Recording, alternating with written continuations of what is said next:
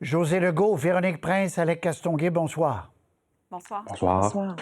Je vous montre un tableau ou deux, puis on va parler de ces plaintes reçues par l'Office de la langue française, l'Office québécois de la langue française qui explose. Regardez, des chiffres d'abord dévoilés ce midi par TVA qui ont été ensuite envoyés à tous les médias. Regardez, 2018, il y avait 2807, 6884, 2022, 2023. C'est quand même c'est 3 fois plus ou presque.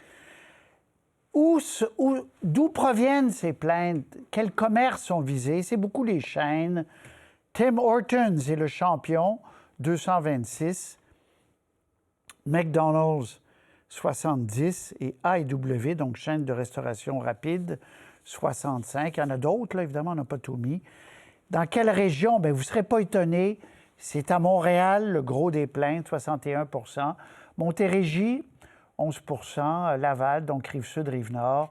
Capitale-Nationale, peu, 5. Outaouais, 4. Laurentides, 3. Alors, ça vous donne une idée, le portrait. José, explosion des plaintes. Les gens sont plus conscients ou ça se détériore ou les deux à la fois? Bien, là, évidemment, on est dans le domaine des impressions. Là, j'ai pas les données vraiment là, précises. Là, mais l'impression, c'est que c'est probablement une combinaison des deux. D'après ce qu'on peut en comprendre ou ce qu'on peut en tout cas émettre comme hypothèse, ce serait surtout, j'imagine, des plaintes venant de personnes peut-être dans la quarantaine, cinquantaine, soixantaine, qui sont un peu plus conscientisées. C'est pas pour blâmer les plus jeunes. On sait que les plus jeunes sont moins conscientisés en général sur cette question-là. Donc, j'entendais le ministre Jean-François Robert dire que c'est grâce à l'arrivée de la CAQ en 2018, là, l'atmosphère, le nationalisme, etc. Je suis pas tout à fait... J'aimerais ça avoir des preuves de ça, là, mais j'ai plus l'impression que c'est une combinaison des deux. Il y a un recul du français qui s'accentue dans la grande région de Montréal. Et en même temps, il y a peut-être une partie de la population qui en est plus consciente et qui s'en plaint concrètement. Mais il faudrait avoir des données un petit peu plus ventilées que ça, là. Tout à fait. Je vais vous faire entendre tout à l'heure le ministre, mais premier tour de table. Véronique, Prince, premier constat quand vous voyez ça, là. Bien, effectivement, José l'a dit, la CAQ s'attribue le mérite. Mais moi, je vais lui donner en partie le mérite, tout comme je vais le donner aux autres partis politiques. C'est pour ça que je dis que je lui donne en partie. C'est que je pense que toutes les formations ont contribué à conscientiser. Parce qu'à partir du moment où vous avez un parti politique qui dit « c'est moi qui ai le meilleur plan français, puis je vais mettre en place des mesures », bien là, il y a un autre parti qui va dire « ben non, c'est nous les meilleurs défenseur du français, on a encore un meilleur plan ». Puis là, il y a une surenchère qui s'est créée dans les dernières années, une surenchère politique, puis je crois que ça a contribué à une conscientisation collective parce qu'il y avait un consensus politique qui a fait en sorte que ça s'est retrouvé, ce débat-là, dans l'espace public. Parce que si les élus n'avaient pas participé à ce débat-là, puis c'était pas un peu entre-déchirés entre eux à savoir qui est le meilleur pour faire survivre la langue française, bien, peut-être que ça n'aurait pas eu autant d'écho dans les salons des gens. Alec. Oui, pardon. Alec, puis ensuite, je vous fais entendre le ministre, puis après, José, on part.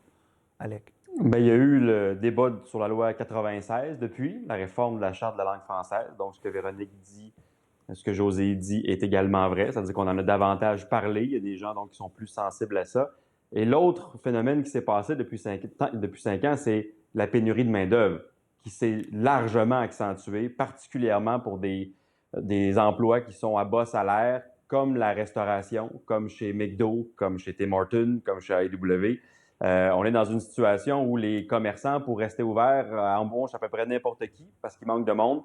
Et s'ils ne parlent pas français, bien, on va faire de notre mieux, dites bonjour, puis essayez de faire ce que vous pouvez. On est dans cette situation-là. Ça n'excuse pas tout. Je pense qu'il y a des bannières qui devraient faire davantage d'efforts dans leur recrutement, mais ça peut certainement expliquer une dégradation dans certains secteurs, notamment à l'île de Montréal, où on en a là, des étudiants étrangers, des travailleurs étrangers qui sont peut-être capables de venir combler des postes que plus personne n'est prêt à occuper. Puis ils ne parlent pas toujours très bien français, ce qui a peut-être suscité des plaintes et qui a donc, avec la conscientisation ambiante, fait exploser le nombre de plaintes. C'est probablement une conjoncture du débat politique, de la pénurie de main-d'œuvre, de la difficulté à recruter, probablement tout ça ensemble depuis 5 ans. On va écouter le ministre, puis on revient. Je me réjouis, moi, de voir les Québécois ne pas se laisser être servis dans une autre langue que le français, de voir que les Québécois portent plainte. Il faut qu'on fasse ça. Il faut qu'on demande à être servis en français. L'objectif, c'est pas de donner des amendes. L'objectif, c'est de franciser nos milieux de travail, l'affichage et le service des gens. José, vous alliez dire... Non, je disais, c'est sûr qu'il y a en effet une conscientisation sur le plan politique. C'est pour ça que je donnais pas tout le mérite à la CAQ parce que, comme le dit Véronique, c'est le propre de plusieurs partis politiques. Même Justin Trudeau reconnaît, le fils de Pierre-Éliott Trudeau reconnaît que le français recule au Québec. Alors, c'est quand même une avancée considérable là, sur le plan de cette prise de conscience-là. Cela étant dit, peut-être que c'est mon âge avancé qui parle, mais il y a deux manières de voir ça. On peut toujours se réjouir comme le ministre le fait puis dire « Ah bon, d'accord, il y a des gens qui se plaignent plus, d'accord. » Mais en même temps, moi, ça me ramène en arrière aussi. Et ça rappelle que, normalement, c'est pas aux citoyens à faire ça. Si les citoyens sont dans une situation où ils doivent se plaindre de l'absence de français dans la langue d'accueil, dans la langue de commerce et dans la langue d'affichage, là, on parle de ces trois-là, là, lorsqu'on regarde les différents types de plaintes, c'est qu'en quelque part, les gouvernements n'ont pas fait leur travail non plus, que la Ville de Montréal n'a pas fait son travail.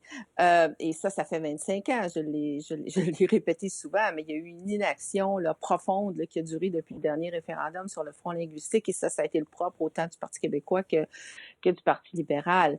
La CAQ a fait un dans la bonne direction avec sa loi 96, mais écoutez, là, ça se rattrape difficilement, là, 25 ans d'inaction. Donc, pour moi, c'est de placer les citoyens en situation de... Vous savez, dans mon temps, on appelait ça la guérilla linguistique. Là. Moi, je trouve ça un peu malaisant. Mais c'est aussi un aveu du résultat de cette inaction-là. José vient d'en parler à Ottawa hier. C'était l'adoption de la nouvelle loi sur les langues officielles qui reconnaît, il y a un changement de philosophie, qui reconnaît que le français est davantage menacé que l'anglais au Canada. Un seul a voté contre, Alex et Anthony Hosfather, députés ici dans l'ouest de Montréal, que l'on voit.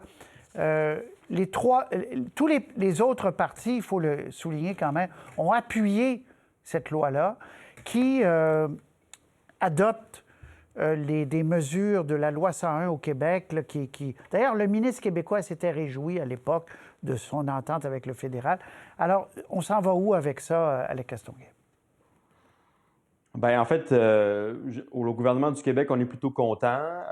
Les fédérations acadiennes, franco-ontariennes sont très heureux aussi de cette avancée-là. Ça faisait quand même très longtemps que cette loi-là n'avait pas été dépoussiérée. Il y a maintenant une reconnaissance asymétrique que le français est également à protéger au Québec et non pas seulement donc à l'extérieur du Québec. Donc, beaucoup de bonnes choses. Anthony Hosfather a eu la permission de son parti pour voter contre parce qu'il y a, et ça demeure réel, une grogne dans la communauté anglophone montréalaise par rapport à ce débat-là, surtout qu'il vient de la loi 96 et qu'on fasse référence à la loi 96, donc à la Charte canadienne, à la Charte québécoise de la langue française dans une loi fédérale. Ça passe moins bien, surtout qu'on utilisait la clause dérogatoire de la Constitution pour être capable de la faire passer. Donc, il est un peu l'espèce de porte-drapeau chez les libéraux de ceux qui disent « Bien, écoutez, on ne vous a pas oublié, on est conscient, la communauté anglophone, que vous n'êtes pas heureux, que vous n'êtes pas content. » Mais en ayant un seul député qui vote de ce côté-là, qui n'est pas membre du cabinet, qui n'est pas membre du Conseil des ministres, dans tout le Parlement, au début, à un certain moment, on se demandait s'il y en avait peut-être même plus, 7, 8 députés libéraux qui étaient insatisfaits, qui voulaient modifier la loi. Marc Garneau, souvenez-vous, était de ceux-là. Là, on a finalement une seule personne qui s'y oppose. C'est pas majeur, mais ça témoigne d'un certain inconfort dans la communauté anglo-montréalaise par rapport à ce débat-là. Puis on va entre guillemets, l'accepter, là, on va dire, du côté des libéraux. Véronique, rapidement là-dessus, et José? Oui, en fait, du côté de Québec, ça apporte de l'eau au moulin pour le plan d'action qui va être déposé dans peut-être 1 mois ou 2 maximum, là, un plan d'action justement où on va se servir il y a comme une espèce de crescendo là, où on dit, bien, voyez toutes les mesures qui ont été mises en place, bien là, on va y aller, on va ajouter une autre couche, puis on va mettre d'autres mesures en place. C'est sûr que C13, ils le voient comme une bataille qu'ils ont remportée du côté de Québec. Oui, José, oui, parce qu'on est en attente, Véronique, vous faites bien de le mentionner, on est en attente ce que je vais reprendre l'expression de Mme Marois, d'un bouquet de mesures à Québec, là. Un plan d'action et... Ouais. C'est pas nécessairement un projet de loi, mais ça peut quand même OK, être sous forme de mobilisation ou de promotion là, de la OK. langue. José. Oui, mais sur ce revamping là, de la loi sur les langues officielles, il ne faudrait pas oublier Mélanie Joly, hein, parce que c'était elle vraiment comme ministre qui a tout initié cette révision, évidemment avec l'appui de son premier ministre Justin Trudeau, comme on disait tout à l'heure, qui a reconnu cette asymétrie-là là, entre les deux langues officielles. Donc, c'est pas rien. Et donc, ça participe de tout ce mouvement-là. Maintenant, concrètement sur le terrain, hors Québec, pour les communautés franco-québécoises, ben, il va s'agir de voir si la marchandise va être livrée, va être opérationnalisée dans les communautés elles-mêmes. Très bien. Je recevais Manon Massé, on va en parler dans une seconde, mais je vous refais entendre un extrait du discours de M. Legault dimanche, où il ne parlait plus, vous avez un texte, José, là-dessus ce matin, où il ne parlait plus de QS, mais bien du Parti québécois comme étant... Il le définissait comme étant son principal adversaire. Maintenant, on écoute donc M. Legault et Paul Saint-Pierre Plamondon en réaction, puis on revient. Le problème avec le PQ, c'est qu'il mise tout sur le grand soir de la souveraineté. Les péquistes nous disent qu'il faut protéger la laïcité, il faut protéger la langue, on est là-dessus d'accord, mais il faut agir. Puis pour agir maintenant, il faut être au gouvernement. Puis pour être au gouvernement, il faut rassembler assez de monde, assez de nationalistes. Et c'est ça, la CAQ, le plus grand rassemblement de nationalistes au Québec. On constate qu'il visait spécifiquement le Parti québécois. Il a raison de le faire, là. C'est bel et bien son principal adversaire. Et si François Legault nous attaque de cette manière, c'est pour détourner l'attention d'un gouvernement qui, de plus en plus, perd la confiance de la population parce qu'elle a dit des choses, elle s'est engagée, cette formation politique de la CAQ, à faire des choses pour ensuite faire exactement l'inverse. Je vous rappelle, dernier élément pour ajouter à la discussion, sondage léger du 2 mai qui avait montré un recul de la CAQ, le premier, et une poussée du Parti québécois. Ça, c'est pour tout le Québec. Mais regardez, dans la région de Québec, troisième lien, bien sûr, déception, Parti québécois qui engrange le vote de mécontentement, enfin, le déplacement de mécontentement. Et les autres partis, ça bouge pas, là. Ça bouge pas. Même Québec solidaire a baissé. Et voilà, les libéraux sont à 6 dans la région de Québec. Donc, José, vous avez écrit là-dessus ce matin. On le sent. Enfin, M. Legault lit les sondages comme les autres, le voit bien que le parti qui monte, c'est le PQ. Oui, et c'est un autre jeu qu'avec Québec solidaire, hein, parce que M. Legault, on se souviendra avant l'élection, j'utilise le mot couronné, mais il avait couronné Gabriel Nadeau-Dubois comme étant son adversaire principal. Évidemment, c'était un cadeau pour Québec solidaire. Ça ne lui a pas servi à grand-chose, de toute évidence, mais bon, ça, c'est une autre histoire. Là, c'est vraiment le Parti québécois. Et comme M. Legault est lui-même un ex-ministre du Parti québécois, était parmi les souverainistes pressés, on s'en souviendra. Bon, il a changé son point de vue, il a créé la CAQ justement pour s'éloigner de ça, Parti nationaliste mais non souverainiste. Mais là, que ce soit son ancien sérail qui vienne un petit peu le hanter, bien, ça lui demande quand même une certaine habileté. Moi, je l'ai trouvé habile dimanche. Il n'a pas diabolisé le Parti québécois. Il vient de là, il ne pourrait pas le faire. Il n'a pas dit que son option était dangereuse comme les libéraux l'ont répété pendant des décennies. Il a dit non, écoutez, nous, on est nationalistes, nous, on est au pouvoir, nous, on peut agir. Et depuis ce temps-là, bien, Paul Saint-Pierre Plamondon, quand même, je pense, va profiter, lui aussi, de ce côté-là, justement, d'avoir été béni adversaire principal du premier ministre, quand même, qui est très, très populaire. Et on a vu aussi que depuis ce temps-là, le Parti québécois a publié une longue liste de ce que le PQ avait fait lorsqu'il était, toutes les fois qu'il a été au pouvoir, malgré qu'il avait son option souverainiste. Il a fait beaucoup de choses, dont la loi 101 sur René Lévesque, rappelons-le quand même. Donc, ça va être intéressant de voir comment ce nouveau duo-là va Nouveau s'opposer. duo. C'est comme si M. Legault avait fait du judo, finalement, avec la remontée du PQ dans les sondages et qu'il l'avait fait quand même de manière assez courtoise, là. On ne sait Ouais. pas si ça va durer, si ça va rester courtois longtemps. Oui, Alec, c'est ça. Ça l'est pour le moment. Comme il vient de là, effectivement, il ne peut pas diaboliser, comme dit José, mais lui, il plaide le pragmatisme. Là. Ouais, pour l'instant, on est essentiellement dans la rhétorique parce que concrètement, le mouvement dans les intentions de vote qu'on a vu dans le sondage léger, il est uniquement dû à la région de Québec en raison du troisième lien, qui est un endroit assez aride depuis longtemps pour le Parti québécois. Là. Je ne suis pas certain qu'on serait capable d'y faire beaucoup de gains si des élections avaient lieu demain matin. Et le PQ ne bouge pas ailleurs au Québec. Ça ne bouge pas dans le 450 au nord de Montréal, ça ne bouge pas à Montérégie, ça ne bouge pas en Estrie, il ne se passe rien au Saguenay. Et donc, ce qu'on voit comme mouvement actuellement, là, c'est essentiellement la région de Québec, qui est le château fort de la CAQ. Peut-être que ça va se confirmer de sondage en sondage, parce que peut-être que dans 3 ans, le Parti québécois va être le parti dominant dans la région de Québec. Si la CAQ je pense que la CAQ devrait s'inquiéter si ce déplacement-là fait tache d'huile et que ça commence à réfléchir chez les électeurs nationalistes du 450, du Saguenay, où là, on a des bases historiques très fortes au PQ, où il y a beaucoup de circonscriptions en jeu d'élection en élection. Donc là, peut-être qu'on essaie de garder le couvercle sur la marmite, parce que d'un point de vue stratégique, il n'y a pas beaucoup de danger nulle part, sauf la région de Québec. Puis comme je l'ai dit, c'est difficile historiquement pour le PQ.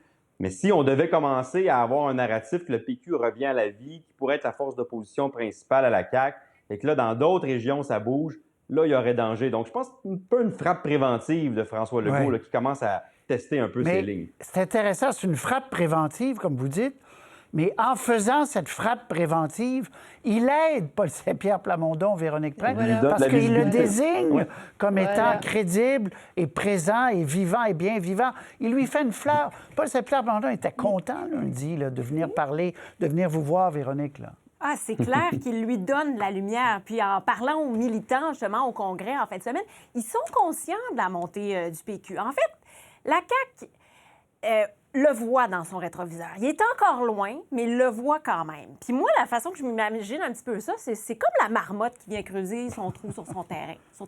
Puis là, tu te dis, tant qu'elle vient manger juste quelques carottes dans le potager, c'est correct, on peut cohabiter. Mais si elle dévalise, puis qu'elle mange la laitue, puis les tomates, tout ça, là, il va falloir prendre des mesures. Alors, là, j'entends déjà des gens dire, mais c'est donc bien simpliste comme métaphore. Mais la politique, c'est tellement simple parfois.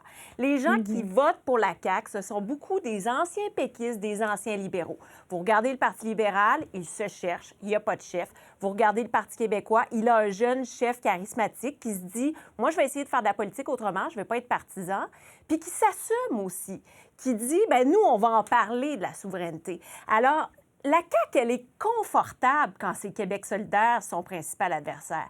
Confortable parce que c'est pas du tout le même électorat. Les gens qui votent pour QS vont pas voter pour la CAQ et vice-versa. Mais à partir du moment ça où les gens... pas. C'est ça. Puis à partir du moment où les gens se disent « Ouais, c'est peut-être mon deuxième choix, finalement, le PQ », bien là, le vase communicant, il est évident. Et c'est sûr que la CAQ doit surveiller ça. Non, on l'aime, votre marmotte. Là. On l'aime. Mais l'analogie... Conclusion là-dessus, oui. Pardon. Oui, l'analogie de la marmotte, elle est non seulement bonne, mais elle est précise dans les faits parce que la CAQ et le PQ labourent le même jardin. Hein? Bon. Alors, c'est le même électorat, ce sont des vases communicants. La CAQ a littéralement siphonné l'électorat péquiste. Il a siphonné aussi une partie de l'électorat puis libéral. Du personnel, puis des ministres. Oh, mon Dieu, bien ça, incluant M. Legault lui-même dès le début. Okay. Donc, c'est vraiment ça. Et oui, Alec a raison, dans la région de Québec, c'est peut-être temporaire. Mais ce qui dérange à la CAQ, c'est que le PQ s'est hissé depuis l'élection en deuxième position chez les francophones, ce qui ne menace pas l'avance de la CAQ pour le moment. Mais c'est quand même un phénomène politique intéressant que le PQ ait réussi à se hisser au deuxième rang. Oui. Ce qu'Alec vous dit, c'est qu'il faut qu'à un moment donné qu'il engrange. Là, il faut qu'il... Bon, OK. Manon Massé, que je recevais sur ce plateau, qui ne sera plus co-porte-parole. Est-ce qu'on a je cherche le petit message gentil de M. Legault qui dit, bon, dans les circonstances, je vous salue.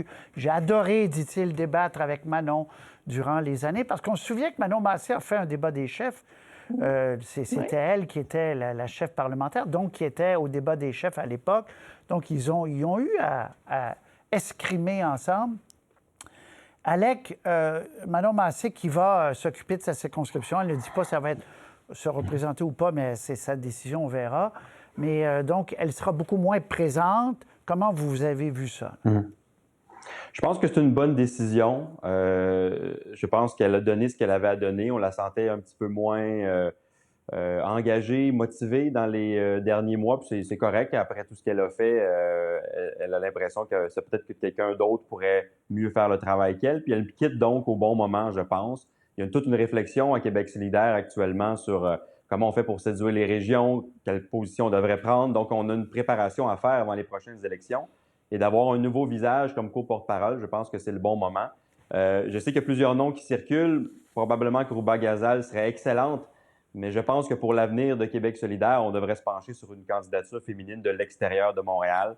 À un moment donné, c'est bien de dire on veut séduire les régions, on veut sortir de Montréal, mais il faudra le prouver concrètement puis avoir une co-porte-parole, que ce soit Christine Labrie à Sherbrooke, que ce soit Émilie Lessard-Terrien à Rouyn-Noranda ou quelqu'un d'autre. C'est pas obligé d'être une élue ou une ancienne élue à Québec solidaire, mais quelqu'un qui donne un...